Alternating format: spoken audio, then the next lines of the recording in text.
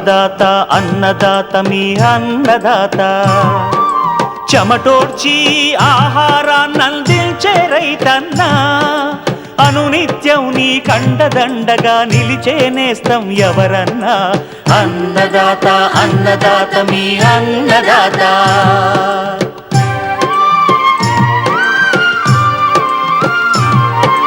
నూతన రీతుల సాగుబడికి నూరింతలు పెరిగే దిగుబడికి సూచనలిచ్చే సస్య రక్షణకు పశు పోషణకి శాస్త్ర విజ్ఞానం అందించి ముందుకు నడిపే తెలుగు రైతు భారతదేశానికి మకుటం అయ్యేలా తీర్చిదిద్దే ఆశయంతో మిమ్ము మేలు కొలిపేది అన్నదాత అన్నదాత అన్నదాత మీ అన్నదాత అన్నదాత అన్నదాత మీ అన్నదాత.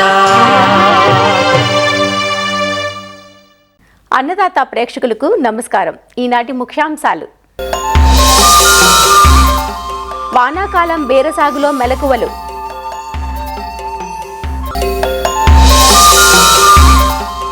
ఎడగారు వరి సాగులో మేలైన యాజమాన్య పద్ధతులు, ఖరీఫ్ పంటల్లో విత్తన శుద్ధి ప్రాముఖ్యత, ఇంకా జై కిసాన్ వ్యవసాయ సమాచారం.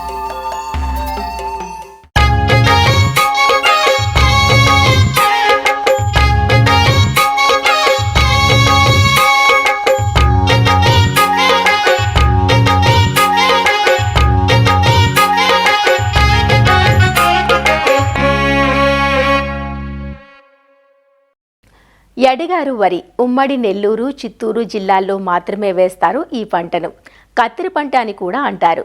ముందస్తు ఖరీఫ్ పంటగా కూడా వ్యవహరిస్తారు. అన్ని జిల్లాల్లో వరిని ఖరీఫ్, రబీ కాలాల్లో సాగు చేస్తే ఈ దక్షిణ మండలంలో మాత్రం రబీ, ఎడగారు పంటలను సాగు చేస్తారు. ఎందుకంటే ఈ జిల్లాల్లో ఈశాన్య ఋతుపవనాల ప్రభావం ఉంటుంది. ఎడగారు పంట కోసం ఏప్రిల్, మే మాసాల్లో నార్లు పోసుకొని మే, జూన్ మాసాల్లో నాట్లు వేసుకుంటారు. అయితే ఈ కాలంలో నమోదయ్యే అధిక ఉష్ణోగ్రతలు, వడగాలులకు పైరులో ఎదుగుదల లోపించే ఆస్కారం ఉంటుంది. అందువల్ల సీజన్కు తగ్గ రకాలను ఎంచుకోవాలన్నది శాస్త్రవేత్తల సూచన. రకాల ఎంపికతో పాటు సాగులో యాజమాన్యపు మెలకువలు పాటించినట్లయితే అధిక దిగుబడులు పొందవచ్చునంటూ సూచనలు అందిస్తున్నారు ఆచార్య ఎన్జీ రంగా వ్యవసాయ పరిశోధనా స్థానం ప్రధాన శాస్త్రవేత్త వినీత. ముఖ్యంగా ఎడగారు సీజన్ అనేది దాదాపు ఏప్రిల్ 15 నుంచి మే 15 వరకు నార్లు పోసుకొని మే 15 నుంచి జూన్ 15 వరకు నాట్లు వేసుకోవడం అనేది జరుగుతుంది. ముఖ్యంగా ఇప్పుడు రైతులందరూ కూడా నార్లు పోసుకొని ఉన్నారు. ఇప్పుడు నాట్లు వేసుకునే సమయము నెల్లూరులో ఫిబ్రవరి, మార్చి నుంచి కూడా అత్యధిక ఉష్ణోగ్రతలు నమోదవ్వడం వలన భూమి లోపల పొరల్లో ఉన్నటువంటి లవణాలన్నీ కూడా బాగా నీరు ఆవిరవ్వడం వలన భూమి ఉపరితలం పైన పేరుకొని ఉంటాయి. ఇప్పుడు మనం ఎప్పుడైతే ఈ ఎడగారులో నారులు పోసుకుంటామో పైన ఉప్పు బాగా పేరుకొని ఉండడం వలన నారు పీకేటప్పుడు లవణాలన్నీ కూడా వరి మొక్క యొక్క వేర్ల చుట్టూతా కూడా ఎక్కువగా ఉండడం వలన మనం నారు పీకేటప్పుడు ఈ నారు తెగిపోవడం అనేది చాలా సర్వసాధారణము. కాబట్టి ఈ సమస్య నుంచి మనం అధిగమించాలి అంటే మనం నారుమడిలో నారు పీకడానికి ముందుగా బాగా నీళ్లు పెట్టి 3-4 దఫాలుగా ఆ నీటిలో కరిగిన లవణాలన్నిటినీ పూర్తిగా తీసివేయాలి. ఇది మామూలు పద్ధతిలో ఎక్కడైనా ఉప్పుగానే ఉన్నట్లయితే. అయితే కొన్ని చోట్ల మనకు సోడియం అనేది ఎక్కువగా ఉన్నట్లయితే, అంటే ఆల్కలైన్ కండిషన్స్, సోడియం ఎక్కువగా pH అనేది 8.5 కంటే కూడా ఎక్కువగా ఉన్న చోట్ల సోడియం కానీ ఎక్కువగా ఉన్నట్లయితే మనం జిప్సం కూడా వేసుకోవాల్సిన అవసరం ఉంటుంది. జిప్సం అయితే ఒక సెంటు నారుమడికి 4 నుంచి 6 కిలోల చొప్పున వేసుకొని ఆ నీటిని బాగా కరిగిన తర్వాత ఆ నీటిని అంతటిని బయటికి తీసుకోవడం వలన చాలా వరకు ఈ ఉప్పు ప్రభావం నుంచి మనము తగ్గించుకొని మనము నారు అనేది సమస్య లేకుండా పీకి ప్రధాన పొలంలో నాటడానికి వీలవుతుంది.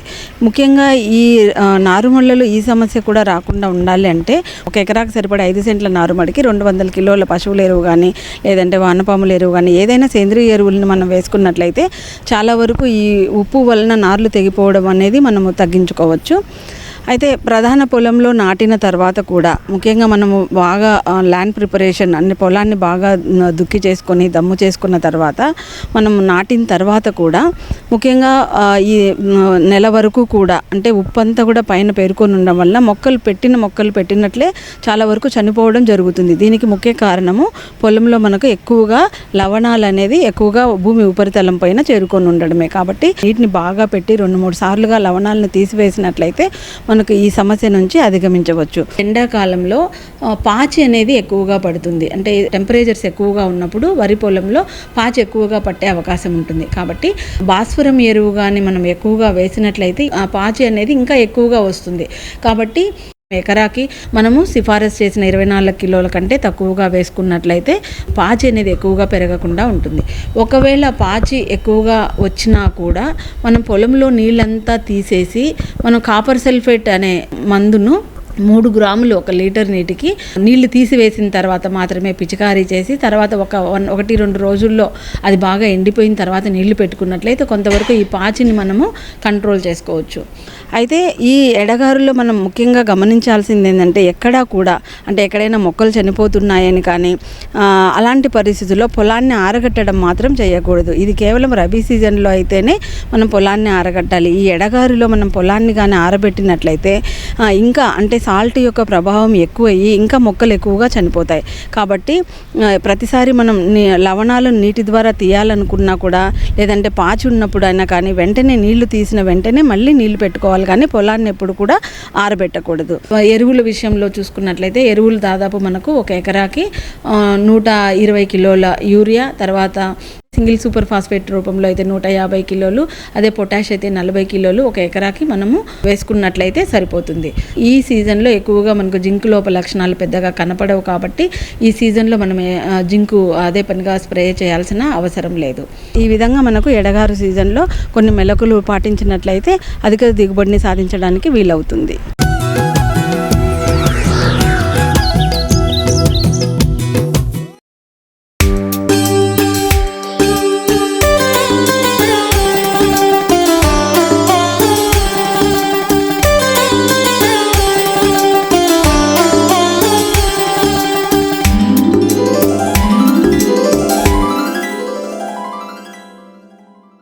పందిరి కూరగాయ పంటల్లో బీర ఒకటి. బీరను గతంలో రైతులు నేల మీద పాకించి పండించేవారు.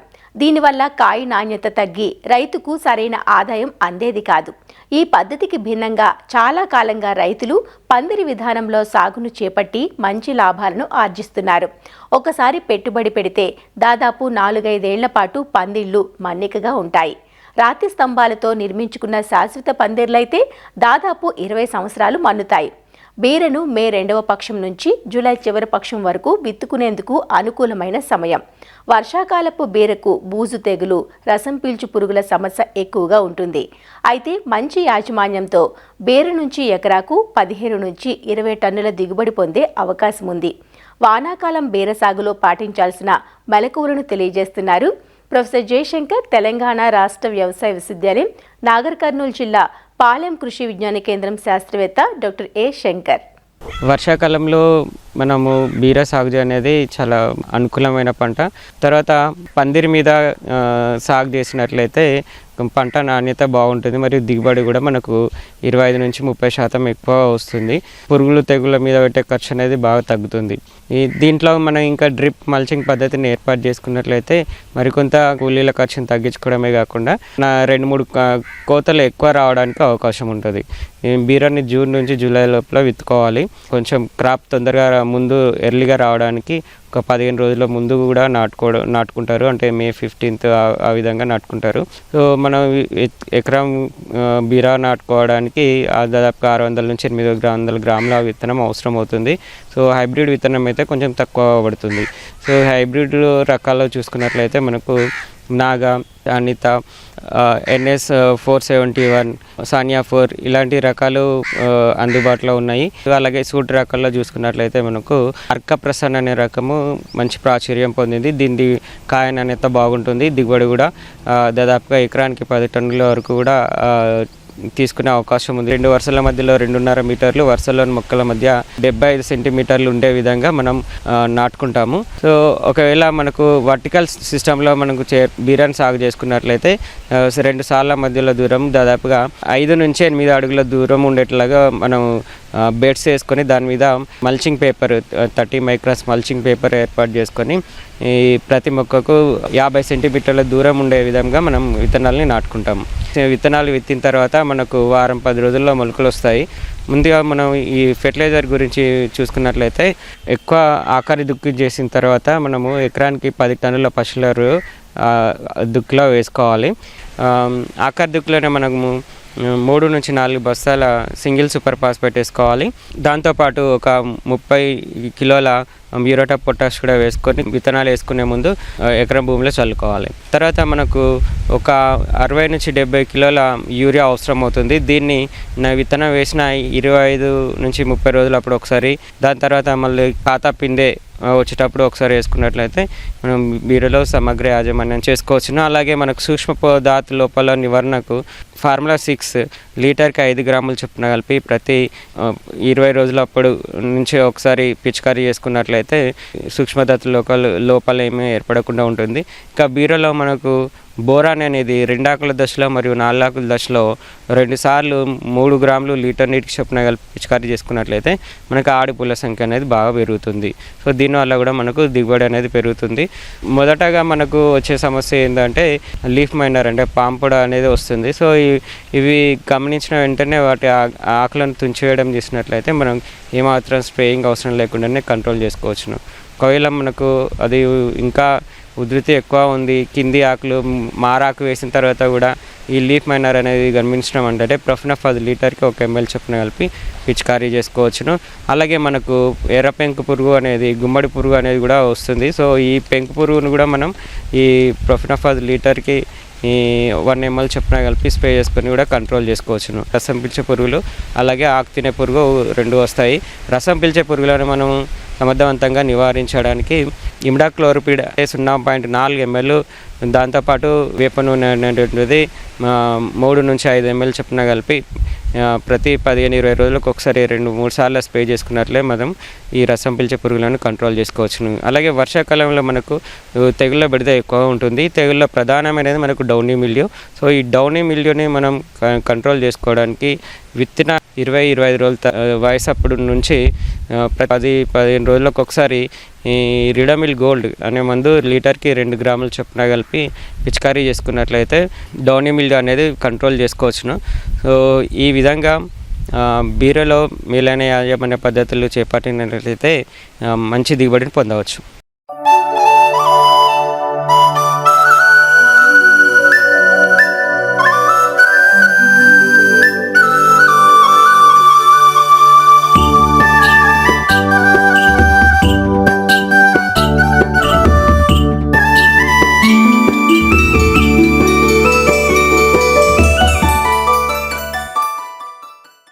ఖరీఫ్ సీజన్ రాబోతోంది. విత్తు మంచిదైతే పంట కూడా మంచిదవుతుందనే ఉద్దేశంతో ఎంతో ఖర్చు పెట్టి మేలు రకం విత్తనాలను తెచ్చి విత్తుకుంటారు. కానీ విత్తనాన్ని ఆశించే చీడపీడలు, శిలీంధ్ర తెగుళ్లను అరికట్టడానికి చేపట్టాల్సిన విత్తన శుద్ధిని మాత్రం అశ్రద్ధ చేస్తుంటారు. దీంతో పంట విత్తిన తొలి దశలోనే అంటే 15 నుంచి 25 రోజుల కాలంలో పంటలను కీటకాలే కాకుండా నేల, నీరు, గాలి ద్వారా వృద్ధి చెందే శిలీంధ్ర తెగుళ్లు ఆశించి 20 నుంచి 25% పంటను నష్టపరుస్తాయి. కాబట్టి రైతులు విత్తనాలు వేయకముందే విత్తనానికి రక్షణ కవచంగా ఉండే విత్తన శుద్ధి విధానాన్ని ఆచరించాలి. వివిధ పంటల్లో విత్తన శుద్ధి ఎలా చేపట్టాలో తెలియజేస్తున్నారు శ్రీకాకుళం జిల్లా నైరా వ్యవసాయ కళాశాల విస్తరణ విభాగం అధ్యాపకులు డాక్టర్ డి చిన్నమనాయుడు. ఖరీఫ్లో వేసేటువంటి పంటలు మనకి ఎక్కువ విస్తీర్ణంలో వరి పంట వేయడం జరుగుతుంది. అదేవిధంగా మొక్కజొన్న, వేరుశెనగ, రాగులు, వాటితో పాటుగా నీటి సదుపాయం ఉండే కొన్ని కూరగాయల పంటలు కూడా వేయటం అనేది జరుగుతుంది. మరి వీటిల్లో ఏంటంటే సస్యరక్షణ ప్రధానంగా ఒక ఖర్చుల్లో భాగంగా తీసుకుంటే సుమారు 20-25% మనం ఏ పంట తీసుకున్నా సాగు ఖర్చుల్లో సస్యరక్షణ కోసం రైతులు ఖర్చు పెట్టడం అనేది జరుగుతుంది. చీడపీడలు గమనించిన తర్వాత మనం చర్యలు తీసుకోవడం వల్ల కొంత పంట నష్టం అయితే జరుగుతుంది. మరి ఈ చీడపీడల సమస్యలు మీద ఖర్చులు తగ్గించుకోవాలన్నా, దిగుబడి తగ్గకుండా ఉండాలంటే వేస్తున్న పంటల్లో విత్తన శుద్ధి అనేది తప్పనిసరిగా రైతులు అలవాటు చేసుకోవాలి. వాళ్ళకు వచ్చేటువంటి సమస్యను బట్టి పురుగులు ఎక్కువగా ఉంటే పురుగు మందులతో విత్తన శుద్ధి చేసుకోవాలి. అదే కనుక శిలీంధ్ర తెగులు ఎక్కువగా ఉంటే శిలీంధ్ర నాశిని మందులతో విత్తన శుద్ధి చేసుకోవాల్సిన అవసరం ఉంది. వరి పంటలో చూసుకుంటే శిలీంధ్ర తెగులు అయినటువంటి అగ్గి తెగులు, పొడ తెగులు, కాండం కుళ్ళు తెగులు ఇది ఎక్కువగా ఆశించి మనకి పంటకి నష్టాన్ని కలుగజేస్తున్నాయి. వీటిని అదుపులో పెట్టడానికి విత్తనాలని పొలంలో వేసే ముందుగానే మనం విత్తన శుద్ధి తప్పనిసరిగా చేసుకోవాలి. మనకు వరి పంటని వెదజల్లుడు పద్ధతిలో వేస్తున్నారు, అదేవిధంగా నారు పోసి వేస్తున్నారు, అదేవిధంగా మండి కట్టిన విత్తనాలని దమ్ము ఎదగాను డ్రమ్ సీడర్ పద్ధతిలో వేస్తున్నారు. కాబట్టి వేసే పద్ధతిని బట్టి విత్తన శుద్ధిలో మనకి కొంచెం చిన్న మార్పులు చేసుకోవాల్సి ఉంటుంది. వరి పంటకి మనం సాధారణంగా ఏంటంటే పొడి విత్తనాలని భూమిలో వేస్తుంటే గనక కిలో విత్తనానికి 3 గ్రాముల కార్బనిజం గాని లేదా 2 గ్రాముల వరకు ట్రైసైక్లోజోల్ మందుతో విత్తన శుద్ధి చేసి పొలంలో విత్తనాలని చల్లుకుంటే మనకి నేల ద్వారా వచ్చేటువంటి శిలీంధ్ర తెగుళ్ళు, విత్తనం ద్వారా వచ్చేటువంటి శిలీంధ్ర తెగులు అయినటువంటి ఈ పొడ తెగులు కానీ, కాండం కుళ్ళు తెగులు కానీ, అగ్గి తెగులు కానీ ఇవన్నీ చాలా వరకు తగ్గుతాయి. దమ్ము చేసి నార్మల్ వేస్తే విత్తనాలు నానపెడితే కనుక లీటర్ నీటికి 1 గ్రాము కార్బనిజం లేదా లీటర్ నీటికి 1 గ్రాము ట్రైసైక్లోజోల్ మందుని కలిపి విత్తనాలు ములిగేటువంటి నీరు అంటే 30 కేజీలు విత్తనాలు ఎకరానికి పడితే 30 లీటర్ల నీటిని తీసుకొని అందులో నానపెట్టి 12 గంటలు నానపెడతాము. తర్వాత కొంచెం క్లీన్ చేసుకొని అవి కనుక మనం భూమిలో కనుక వేసుకుంటే భూమి నుంచి వచ్చేటువంటి శిలీంధ్ర తెగులు చాలా వరకు తగ్గిపోతాయి. ఒకవేళ ఎవరైనా రైతులు సేంద్రియ పద్ధతులు కానీ సహజ వ్యవసాయ పద్ధతుల్లో కనుక వరి సాగు చేసే రైతులు ఈ విత్తన శుద్ధి కోసం మనకేంటంటే ఈ ట్రైకోడర్మా విరిడి అనేటువంటి మందు కానీ లేదా సూడోమోనాస్ అనేటువంటి జీవ శిలీంద్ర నాశన మందులు 8 నుంచి 10 గ్రాములు 1 కిలో విత్తనానికి పట్టించి వాటిని గనక మనం నారుమడిలో కానీ లేదంటే ప్రధాన పొలంలో కానీ వెదజల్లుకుంటే అక్కడ కూడా మనకి ఈ శిలీంధ్ర తెగులు చాలా వరకు తగ్గేయడానికి అవకాశం ఉంటుంది. ఇక ఇంకొక పంట మనకేంటంటే వేరుశెనగ పంట వేస్తుంటారు. మనకి అధిక వర్షాలు పడేటప్పుడు ఈ వేరుకుళ్ళు, కాండం కుళ్ళు తెగులు ఈ వేరుశెనగ పంటలో ఎక్కువగా రావడం మనం గమనిస్తున్నాం. మరి ఈ తెగులు తగ్గాలంటే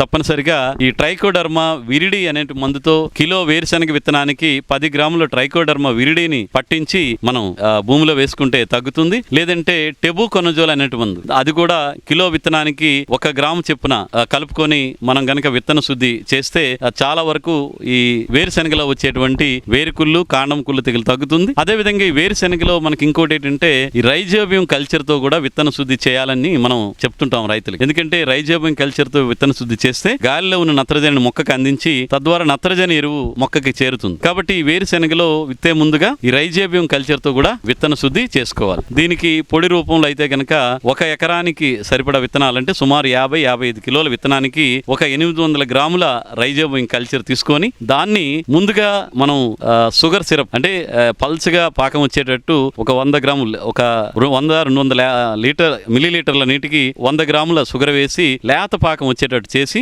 దాన్ని చల్లారిన తర్వాత రైజోబియం కల్చర్ అందులో కలిపి అలాంటి స్లర్రీని మనం వేరుశెనగ విత్తనానికి 1 ఎకరాకి సరిపడ విత్తనానికి పట్టించి నీడలో ఆరపెట్టి మనం కనుక ప్రధాన పొలంలో వేసుకుంటే పంట ఆరోగ్యంగా పెరగడానికి, నేల ఆరోగ్యం బాగుపడడానికి ఉపయోగపడుతుంది. కాబట్టి జీవన ఎరువులతో కూడా విత్తన శుద్ధి చేసుకోవడం కూడా చేయాలి. ఇక ఎక్కడైనా రాగులు పంట వేసే రైతులు కూడా కిలో విత్తనానికి 10 గ్రాముల వరకు ట్రైకోడర్మా విరిడి మందుని కలిపి విత్తన శుద్ధి చేసుకోవడం, లేదా పొడిగా విత్తనాలు జల్లితే కిలో విత్తనానికి 3 గ్రాముల కార్బనిజం మందుని కలిపి కానీ లేదా 2 గ్రాములు ట్రైసైక్లోజోల్ మందుని కనుక కలిపి విత్తన శుద్ధి చేసి నాటుకుంటే మనకి అగ్గి తెగులు, అదేవిధంగా ఇతర శిలీంధ్ర తెగుళ్ళు, కాండం కుళ్ళు తెగులు ఇవన్నీ కొంత తగ్గేటువంటి అవకాశం ఉంటుంది. అదేవిధంగా మొక్కజొన్న కూడా ఎక్కడైతే నీటి సదుపాయం ఉన్నటువంటి ఇసుక గర్భ నెలలో ఈ ఖరీఫ్ లో కూడా వేస్తున్నారు. అందులో ప్రధాన సమస్య కత్తెర పురుగు చాలా వరకు నష్టాన్ని కలుగజేస్తుంది. దానికోసం గాను ఈ ఫోర్టాంజో డియో అని చెప్పేసి మందు కిలో విత్తనానికి మనం సుమారుగా 4 నుంచి 5 మిల్లీలీటర్ల మందుని కలిపి విత్తన శుద్ధి చేసి గనక మొక్కజొన్న నాటుకుంటే మనకి మొదటి 20-25 రోజులు 30 రోజుల వరకు కూడా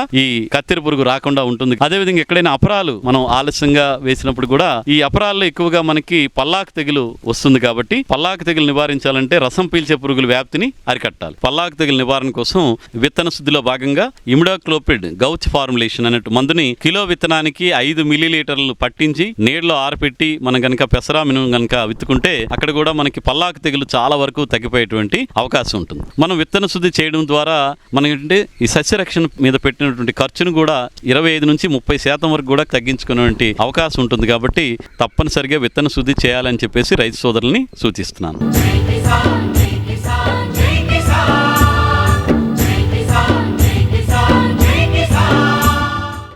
వ్యవసాయ సమాచారం ఇప్పుడు జై కిసాన్లో చూద్దాం. జగిత్యాల జిల్లా మెట్పల్లికి చెందిన చెర్లపల్లి అశ్విన్ గౌడ్ సివిల్ ఇంజనీర్గా డిప్లొమా పూర్తి చేసి డైరీ నిర్వహణలో మంచి అనుభవం సాధిస్తున్నాడు.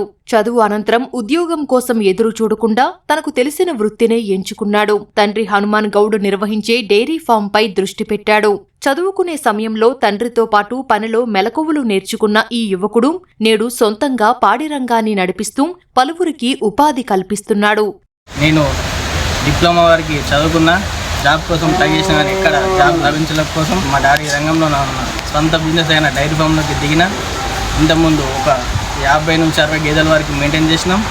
తర్వాత కరోనా టైంలో కొంచెం వర్కర్ వల్ల ఇబ్బంది అయ్యి తీసేసి మళ్ళీ ఒక 20 గేదెలకి పెట్టుకున్నాం. రోజు మీరు ఒక 130 నుంచి 140 లీటర్ల పాలు వస్తున్నాయి. అవి మేము లోకల్ సప్లై అయిన ఒక మదీనా హోటల్కి ఇవ్వగలుగుతున్నాం. అక్కడ మాకు లీటర్కి 70 రూపాయలు ఇస్తారు. మంత్లీ ఒక 2 లక్షల నుంచి 2.5 లక్షల దాకా వస్తాయి. ఒక 1,50,000 మెయింటెనెన్స్ పోయినా అని లేబర్కి మెయింటెనెన్స్కి ఖర్చు చేసేసి 1 లక్ష రూపాయలు నెలకి ఆదాయం మాకు మిగులుతుంది. నాకు డైరీతో పాటు ట్రాక్టర్ బీలర్ కూడా ఉన్నది. బీలర్ కూడా మాకు సరిపోయేంత గడ్డి కట్టలు కట్టుకొని ఇతరులకు కూడా మేము కట్టి ఇవ్వగలుగుతాం. కట్టకి ఒక 35 రూపాయలు తీసుకుంటున్నాం. రోజు మీద ఒక 500, 450 నుంచి 500 కట్టలు కట్టుతాం. రోజు మీద 14 నుంచి 15,000 కూడా దాంతో సంపాదించుకుంటాం. దాంతోపాటు డైరీ రంగంలోనే ఉపాధి పొందుతూ ఒక వారం 10 రోజుల కింద ఒక కార్ కూడా తీసుకున్నాం. లేబర్ పైన ఎవరు కూడా డిపెండ్ కాకండి, సొంతంగా పెట్టుబడి పెట్టినానే మనం కూడా చేసేటట్టు డైరీలో ఉండాలి. నా కొడుకు నాతో పాటు ఈ డైరీ రంగంలో ఉంటూ డిప్లొమా సివిల్ చేసిండు. ఉద్యోగానికి వెళ్లకుండా నేను కూడా డైరీ ఫామ్నే నేను మెయింటైన్ చేస్తా. బాగున్నది. నాతో పాటు ఒక 4 సంవత్సరాలు 5 సంవత్సరాలు అనుభవం వచ్చేదాకా ఉంచేసి 2024 నుంచి మా అబ్బాయి మొత్తం పూర్తిగా మెయింటైన్ వాడే చేస్తాడు. గేదెలు కూడా పర్చేజ్ చేసుకొని వస్తాడు. ఏ గేదె ఎలా ఉంటుంది, దేనికి ఎంత రేటు పెట్టాలనే పూర్తిగా అవగాహన వచ్చింది. గేదెలు ఇప్పుడు ఏమన్నా మన మిల్క్ తక్కువ పడితే హర్యానా, గుజరాత్ పోకుండా ఆంధ్ర భీమవరం వెళ్ళి భీమవరం నుంచి గేదెలు ఒక 2-3 రోజులు అక్కడనే ఉండి సెలెక్షన్ చేసుకొని ఒక 12 లీటర్లు 14 లీటర్లు రోజుకు 14-12 లీటర్ ఇచ్చే గేదెని 1,20,000 నుంచి 1,40,000 మధ్యలో పెట్టి పర్చేజ్ చేసుకుని కొనుక్కొని వస్తున్నాడు. ఒక ఇద్దరికి ఉపాధి చూపిస్తూ ఒక నెలకు ఒక సాఫ్ట్వేర్కు పడే 1,00,000 రూపాయి కుటుంబంతో తల్లిదండ్రులతో మెదులుతో ఒక 1,00,000 రూపాయి నెలకు 80,000 నుంచి 1,00,000 రూపాయి అయితే సంపాదించగలుగుతున్నాడు. చాలా ఆనందంగా ఉన్నది. ఈరోజు యువత ఉద్యోగాలకు ఎదురు చూడకుండా నచ్చినటువంటి రంగాలకు వెళితే చాలా బాగుంటుంది. ఈరోజు నా కొడుకు నా యొక్క వృత్తిలో పరంగా డైరీకి వచ్చేసి మంచి నడిపించుకుంటున్నాడు. నాకు చాలా ఆనందంగా ఉన్నది. 6 ఏళ్ల కిందట 3 గేదెలతో డైరీని ప్రారంభించి క్రమంగా విస్తరించారు. ప్రస్తుతం 20 గేదెలతో పరిశ్రమ నిర్వహిస్తున్నాడు. భీమవరం, హర్యానా తదితర ప్రాంతాల నుంచి అధిక పాల దిగుబడినిచ్చే గేదెలను కొనుగోలు చేశాడు. పట్టణంలోని రైల్వే స్టేషన్ సమీపంలో 2 లక్షల వ్యయంతో షెడ్డును ఏర్పాటు చేసుకుని డైరీని నడిపిస్తున్నాడు. రోజు ఉదయం సాయంత్రం 150 లీటర్ల వరకు పాలను సేకరించి హోటళ్లకు విక్రయిస్తున్నాడు. డైరీ నిర్వహణలో సరైన ప్రణాళికతో ముందుకు వెళ్తే రైతులకు లాభాలు చేకూరుతాయంటూ అనుభవంతో చెబుతున్నారు ఈ తండ్రి కొడుకులు. మరిన్ని విభిన్నాంశాలతో రేపటి అన్నదాతలో మళ్ళీ కలుసుకుందాం. నమస్కారం. అన్నదాతలు తమ సందేహాలు, సమస్యలను 1-800-425-4085 టోల్ ఫ్రీ నంబర్లో ఉదయం 10 నుంచి 11 గంటల మధ్య పని దినాలలో సంప్రదించగలరు. ఈ కార్యక్రమాన్ని యూట్యూబ్లో www.youtube.com/annadata ETV లింక్ ద్వారా వీక్షించవచ్చు.